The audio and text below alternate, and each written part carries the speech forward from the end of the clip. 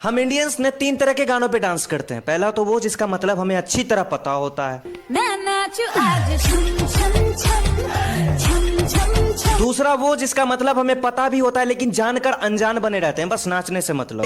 ए भाई थोड़ी और डाल दे, फ्रिज बिचों आइस क्यूब भी निकाल दे। और तीसरा ऐसा कि जिसके मतलब से हमें कोई मतलब ही नहीं होता, बस नाचने से मतलब।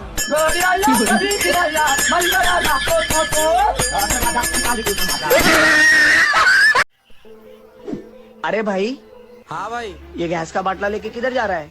अरे भाई, मैंने अपनी गर्लफ्रेंड को कॉल किया था तो उसने बोला कि मैं खाना बना के तुमको कॉल करती हूँ। 2 घंटे हो गए उसका कॉल नहीं आया, शायद उसका गैस खत्म हो गया होगा। काश सूरज की भी कोई बीबी होती तो इसकी सारी गर्मी उतार देती।